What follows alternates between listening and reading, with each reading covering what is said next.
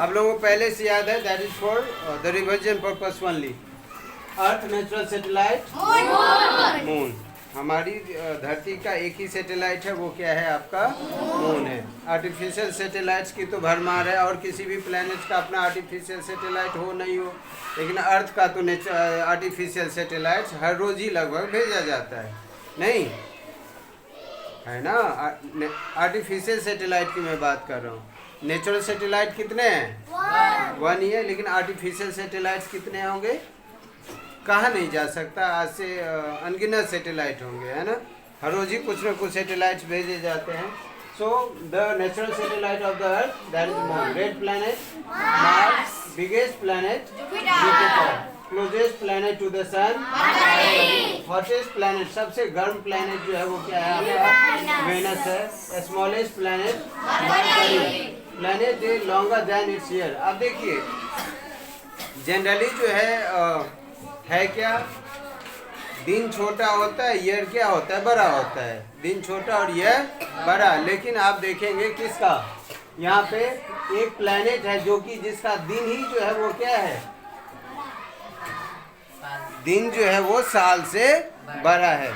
So day is greater than its year, day is greater than its year. वो कौन सा है आपका वेनस है। प्लैनेट विथ लार्जेस्ट मून, वो कौन सा प्लेनेट है जिसका जो मून है वो सबसे बड़ा है, तो that one is Jupiter. Jupiter कौन सा है वो, जुपिटर। तो जुपिटर खुद भी क्या है सबसे बड़ा प्लेनेट है, और उसका सैटेलाइट भी क्या है सबसे बड़ा सैटेलाइट है। उस सैटेलाइट का नाम क्या है, which one is the largest planet, largest moon, sorry largest satellite, largest satellite of the Jupiter, that one is Ganymede. क्या नाम है उसका, Ganymede. Brightest planet, that one is Venus. Planet with rings around, planet with rings around, वो क्या है आपका Saturn, जिसे सनी कहते हैं, है ना। Next one is nearest star to the earth, पृथ्वी के नजदीक सबसे जो नजदीक स्टार है वो कौन सा है, सन है ना। बाद बाकी आप बात करेंगे, there are billions and billions of stars around the earth. सिर्फ हमारी गैलेक्सी में न जाने जो मिल्की वे गैलेक्सी है उसी में न जाने कितने बिलियन स्टार्स हैं। और इस यूनिवर्स की जब हम बात करते हैं तो इवन बिलियंस गैलेक्सीज, ये गैलेक्सी में न जाने कितने स्टार और न जाने कितने बिलियन गैलेक्सी जो है इस ब्रह्मांड में है ना। So nearest planet, nearest star to the earth, that one is the sun. Distance between sun and the earth 150 million kilometre. यही जो है लगभग क्या बनता है आपका 15 करोड़ किलोमीटर, 15 करोड़ किलोमीटर। तो 150 मिलियन किलोमीटर, या उसी को हम कह सकते हैं 15 करोड़ किलोमीटर कह सकते हैं, 14.9 समथिंग है, ठीक है। Next one is distance between sun and the earth, that one is 150 million crore million. Father of computer Charles Babbage, we know it. Largest day when we celebrate earth day, 22 April. One rotation take how many hours? 24 hours. Revolution, rotation cause what? Rotation cause day and night. Rotation cause day and night. And the next one is revolution. What revolution cause? Season change. Season change. How many time? What the time taken by Earth to complete one rotation revolution? That is 365 and 6 hours. Number of moons Jupiter have. How many moons Jupiter have? Jupiter have. Number of moons Jupiter have? 79. Which one is the largest moon? Ganymede. Ganymede is the largest moon of Jupiter. Saturn biggest moon. Saturn का सबसे बड़ा जो moon है वो क्या है आपका Titan is the biggest moon of the Saturn. Time. Planet that takes longest time to complete one revolution. कारण नेपच्यून और Pluto. Pluto was the farthest planet. Pluto जो वो क्या था आपका सबसे दूर प्लैनेट था। खोले रोक दो। सो कारण सबसे जो फार्देस्ट प्लैनेट था वो कौन सा प्लैनेट था, प्लूटो था, लेकिन उसको क्या किया गया, हटा दिया गया। Now it is called the dot planet. Dot planet कहा जाता है ना प्लूटो को। प्लूटो को क्या फर्क पड़ता है कि हम उसे क्या कहते हैं, फर्क पड़ता है? अभी भी वो क्या कर रहा है, still he is revolving around the earth sun, right. तो उसके बाद कौन सा रह गया हमारा नेपच्यून। तो वो कौन सा प्लैनेट, उससे पहले शायद प्लूटो का आ रहा होगा, लेकिन अभी जो है वो सबसे बड़ा प्लैनेट, सबसे फारदेस्ट, सबसे वो कौन सा प्लैनेट जो कि क्या करता है, सबसे अधिक समय लेता है किसको एक चक्कर पूरा करने में, सन का एक चक्कर पूरा करने में, तो वो क्या है आपका नेपच्यून है। So Neptune is the planet which takes longest time to complete one revolution. अब कहेंगे कि क्यों सर, तो रीजन क्या है, वो सन से बहुत ही ज्यादा डिस्टेंस पे है ना। तो Neptune, which one it is Neptune.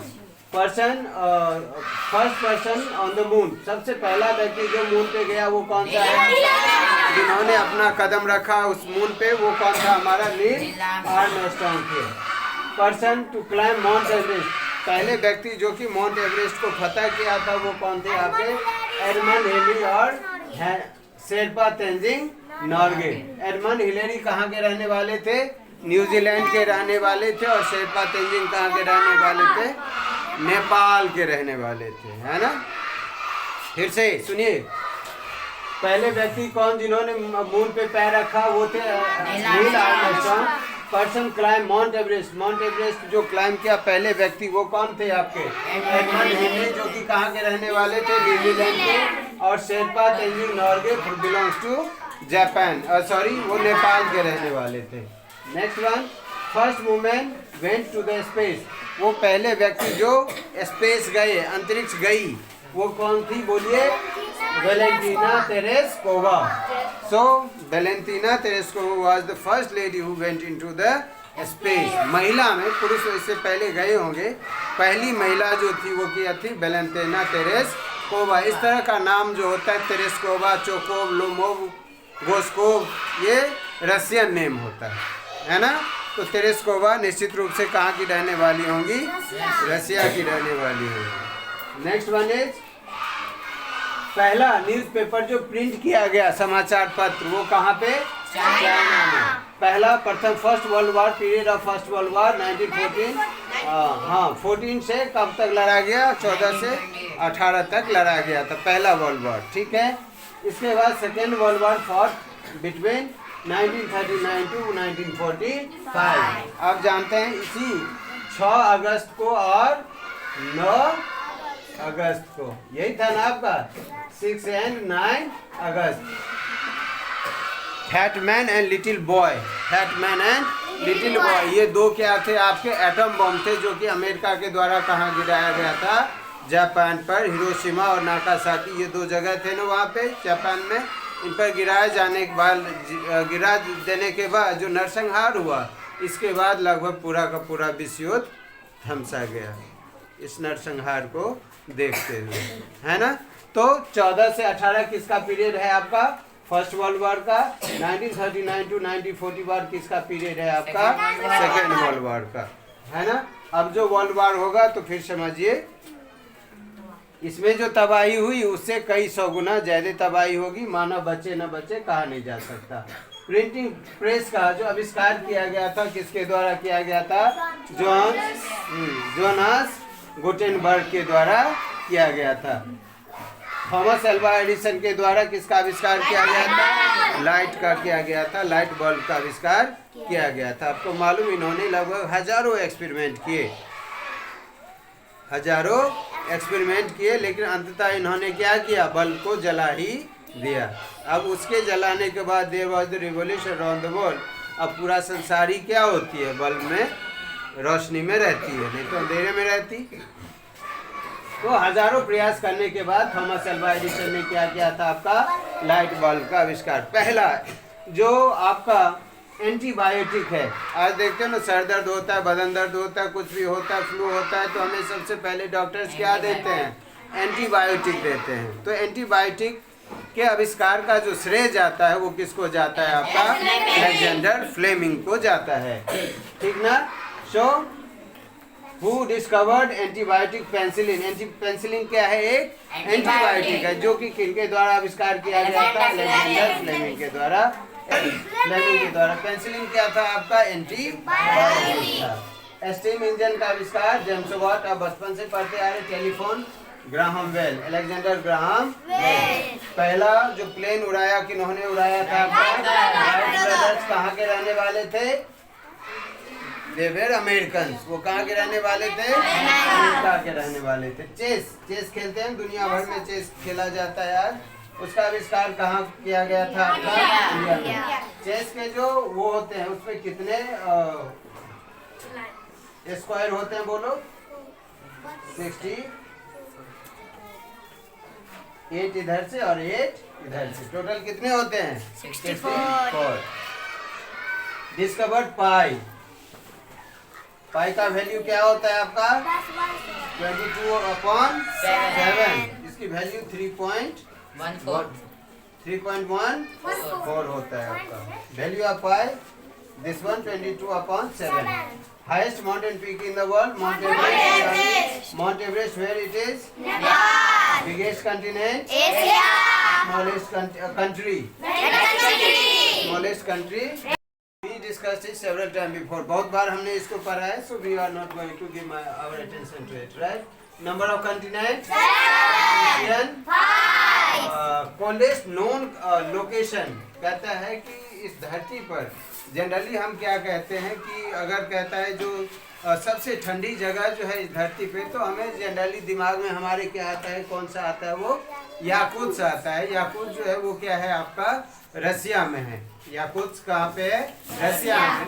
लेकिन रसिया में जो याकुत्स है वो क्या है? जहाँ पे इंसान रहते हैं, जहाँ पे इंसान रहते हैं। लेकिन ये जो जगह है जो कि ये क्या नाम है आपका? Coldest known location on the earth. अभी तक इससे भी ज्यादा हो सकता है। वो कहाँ पे है आपका? अंटार्कटिका में, जिसका नाम क्या है? वोस्टोक। क्या है उसका नाम? क्या है उस जगह का? Vostok. Vostok is the place in Antarctica which is known coldest place. इससे भी ज्यादा ठंडा हो सकता है कहीं पर, लेकिन इंसान जहाँ तक जा सकता था, जहाँ पर गया दोनों पोल में से, अंटार्कटिका कहाँ पे है आपका? साउथ पोल में है। तो इंसान जहाँ तक वो जा सका है, तो उसमें जो सबसे ठंडी जगह है वो क्या है आपका? वोस्टोक है। ठीक है।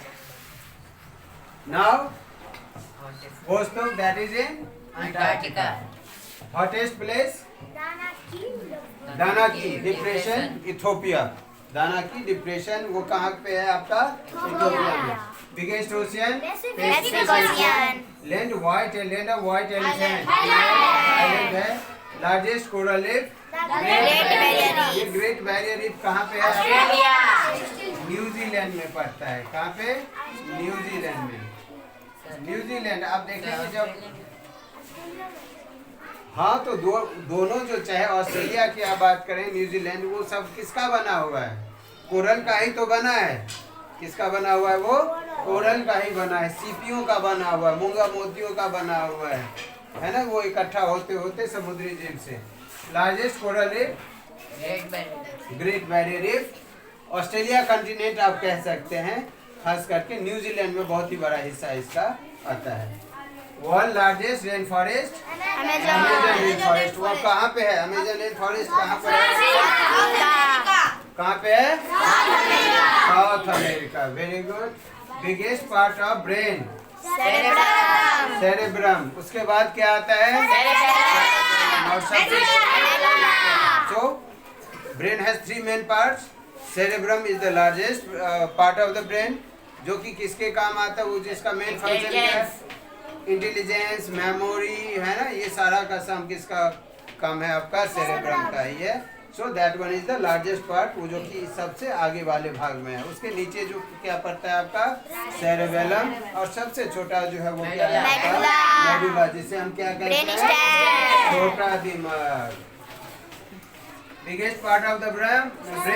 सेरेबेलम। Biggest flower? रेफ्लेशिया। इसमें मुर्दे जैसी क्या आती है? दुर्गंध आती है। Rafflesia is the largest flower on earth, जिसका स्मेल जो है जैसे मुर्दा कहते हैं ना, मुर्दे में जो गंध आती है, जो सड़ जाता है, so it's smell like that. Filament of bulb? Bulb पहले 100 वाट 100 वाट का, वो 120 वाट का बल्ब जलता था ना, 200 वाट का बल्ब आता था ना, उसका फिलामेंट जो है वो किसका बना हुआ करता था? एक धातु जो है वो क्या है आपका? टंगस्टन, उसका बना था। अब देखिए, वी हैव द 2 काइंड। तो सोर्स ऑफ एनर्जी में क्या है आपके दो तरह के हैं, एक जो है आपका रिन्यूएबल, दूसरा है आपका non renewable source of energy. Renewable source of energy उसे हम कहते हैं जिसका हम बार बार इस्तेमाल कर सकते हैं। Non renewable source of energy में वो हुए जिसका इस्तेमाल आप बार बार नहीं कर सकते हैं। Renewable source of energy water energy या हाइड्रो इलेक्ट्रिसिटी, बार बार पानी से बिजली बनाई जा सकती है।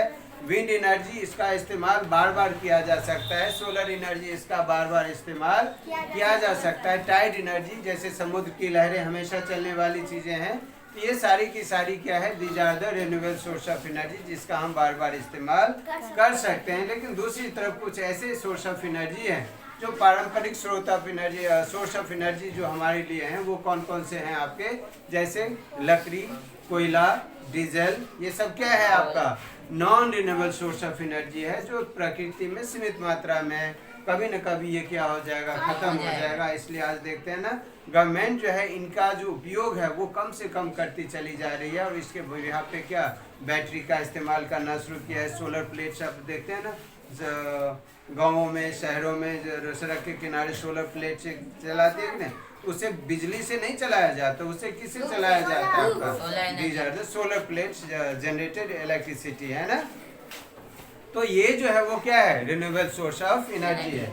तो non renewable source of energy fossils fuel. Fossils मतलब क्या, जो जीवाश्म से बना है, जो किससे बना है आपका, जीवाश्म। फॉसिल्स फ्यूल में क्या आता है, पेट्रोल, डीजल, कोयला, ये सारा का सारा आता है आपका। प्लांट ईटिंग के animals are called herbivorous, meat eating animals are called carnivorous. कहते हैं बोथ प्लांट्स एंड एनिमल, जो दोनों खाता है वो क्या कहलाता है, ऑम्निवोरस। वो क्या करते हैं, दिन में सोते हैं और रात में जागते हैं। उसको क्या कहते हैं, कौन सा जीव कहेंगे, नॉक्टोरियल एनिमल कहेंगे। जो उल्लू जो है वो क्या है आपका, नॉक्टोरियल एनिमल है। आप देखते हैं बैट, चमगादड़, वो क्या है आपका, नॉक्टोरियल एनिमल, दिन में सोता है और रात में जागता है। इसके बाद प्लांट ग्रो इन डिजर्ट, वो है आपका कैक्टस। सभी जानते हैं लार्जेस्ट बोन, शॉर्टेस्ट बोन, कहाँ पाया जाता है हमारे, फेमर कहाँ पाया जाता है हमारे, थाई बोन कहते हैं। पोटैटो ग्रो ऑन, पोटैटो का कौन सा हिस्सा हम खाते हैं, रूट खाते हैं। Go without water for a week, camel. इसके बाद number of bones in baby, boiling point of water, freezing point of water. कहता है polygon with 5 sides, that is called pentagon. एक पॉलीगॉन जिसके 5 साइड्स होते हैं वो क्या कहलाएगा, पेंटागन कहलाएगा। X in Roman number, x को किससे रिप्रेजेंट करते हैं, एक्स का वैल्यू क्या होता है आपका, 10 होता है। Triangle with 2 equal side, triangle जिसके 2 साइड्स क्या है आपस में इक्वल है, तो ये क्या कहा जाएगा, इसको क्या कहेंगे, आइसोस्केल ट्रायंगल कहा जाएगा। इसे कौन सा एंगल कहा जाएगा, ट्रायंगल। कहता है shape of the head of wrench, wrench का इस्तेमाल करते हो, रिंच का जो शेप है वो आगे वाला है जिसे नट खोलते हो उसको क्या कहा जाएगा, उसका शेप क्या होता है आपका, हेक्सागोन कहा जाता है उसको। अभी हम खड़ा करते हैं तुझे, hexagon. Number doesn't have its own Roman numeral, कहता है रोमन नंबर का कोई एक उसका रोमन न्यूमरल है क्या, कौन सा, कहते हैं number doesn't have its own Roman numeral, वो क्या है आपका, जीरो से आप 10 तक देखो तो 1 क्या लिखते हो, 2 लिखते हो, 3 लिखते हो, 4 लिखते हो, 5 लिखते हो, 6 लिखते हो, 6 लिखते हो, 7 लिखते हो, 8 लिखते हो, 9 लिखते हो और ये 10 लिखते हो। तो 10 जो है तो कहता है number doesn't have its own Roman numeral, तो वो क्या है आपका, 0। तो 10 तो आया, लेकिन 0 के लिए कोई स्पेसिफिक नंबर है क्या यहाँ पे, नहीं है। इसके बाद angle less than 90 degree, 90 degree से जो कम होता है, यहाँ नहीं लिखा है क्या मैंने, एक्यूट एंगल 90 डिग्री जिसका वैल्यू होगा राइट एंगल कहलाएगा। उसके बाद हाँ ये सब जानते हैं। वैल्यू ऑफ फाई क्या होता है, 3.14 होता है। When you multiply number by 0, 0 से किसी नंबर को मल्टीप्लाई करते हो क्या होता है, किसी भी नंबर को 1 से मल्टीप्लाई करते हैं तो क्या होता है आपका, कहते हैं हैरी पॉटर किसके द्वारा, उसका जो राइटर था उसका नाम क्या था? हैरी पॉटर जिन्होंने लिखा उसका नाम क्या था? तो value of pi 3.14. When you multiply number by 0 you get 0. When you multiply number by 1 you get the same number. Harry Potter is written by J.K. Rowling. J.K. Rowling एक महिला. Rhino कहते हैं rhino horn it is made up of keratin. ये एक protein होता है जिससे वो बना है. इसलिए क्या करते हैं, जो शिकारी होते हैं उसको काट करके बाजार में बेचते हैं, है ना? तो कंट्री आप देखिए यहाँ पे ये दो चीज़ आपको ध्यान में रखना होगा. Country national anthem has only music no words. Spain का जो नेशनल एंथम है, स्पेन का जो नेशनल एंथम, जैसे हम जनगण मन कहते हैं तो गाते भी हैं और साथ में म्यूजिक भी चलता रहता है, लेकिन स्पेन का जो है नेशनल एंथम उसमें क्या है, आपका म्यूजिक चलता है. हम मुंह से गाते नहीं हैं उसमें वो वहाँ के लोग गाते नहीं हैं, वर्ड्स नहीं है, शब्द नहीं है, सिर्फ क्या है वहाँ की म्यूजिक, सिर्फ म्यूजिक है, वर्ड्स नहीं है. कहाँ के बोलिए? स्पेन में. कहता है कंट्री. आप देखिए सारे के सारे कंट्रीज का जो नेशनल फ्लैग देखेंगे वो आप क्या देखेंगे, रेक्टेंगुलर शेप में ऐसे देखेंगे. ऐसा ही देखते हो ना आप फ्लैग में. लेकिन नेपाल का जो फ्लैग है वो क्या है, रेक्टेंगल नहीं है, कुछ इस तरह से शायद है कि क्या है पता नहीं. समझ रहे हैं ना? तो सारे के सारे नेशनल जितने भी नेशंस हैं वो सभी के क्या है, आपके रेक्टेंगुलर शेप में है. लेकिन नेपाल का जो नेशनल फ्लैग है कुछ इस तरह से है आपका बना हुआ. So that's it. बना के याद करके लाओ.